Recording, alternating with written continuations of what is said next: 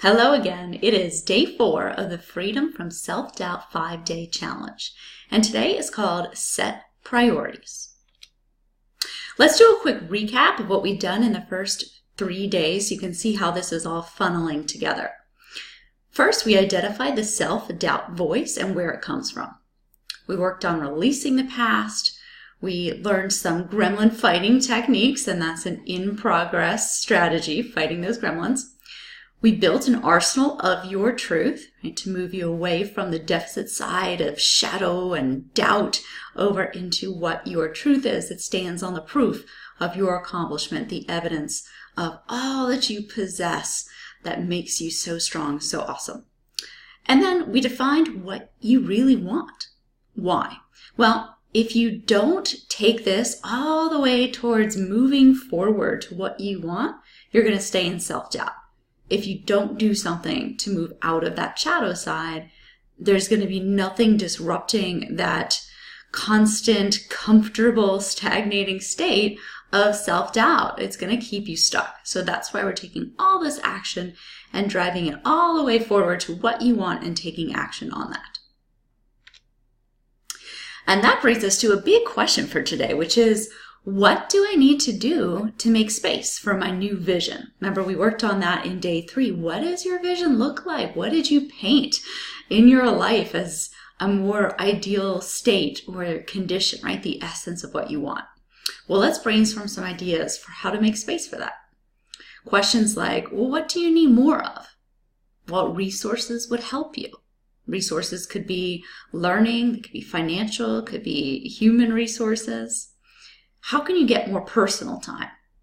And that means cutting out busyness from somewhere in your life, whether it's streamlining something throughout your workday, something at night on your non-work time, but you've got to figure out a way to free more of that up so you can do this work to implement all that you've learned here, all that you're building.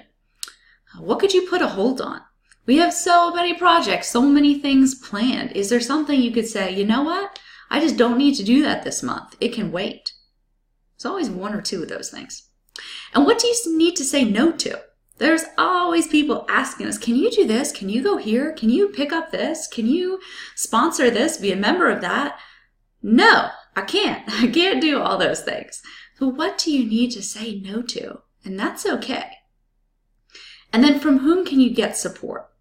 Is it a close friend? Is it a colleague? Is it a former boss? A mentor? Who do you want to tell, hey, this is what I'm doing, and I'd love to be in touch with you regarding my progress on this goal?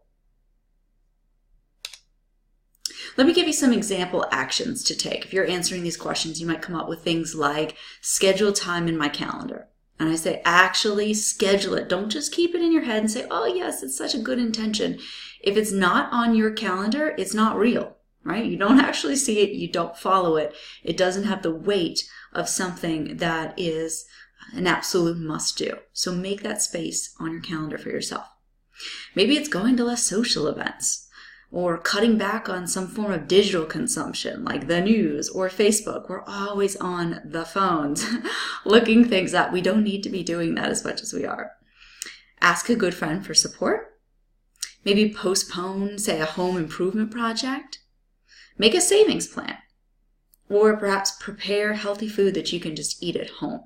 Okay, so these are actions to create more space, more support in your life for this new goal, these new priorities that you're going to set. And then what we're going to apply all this to is the structure of a priority funnel.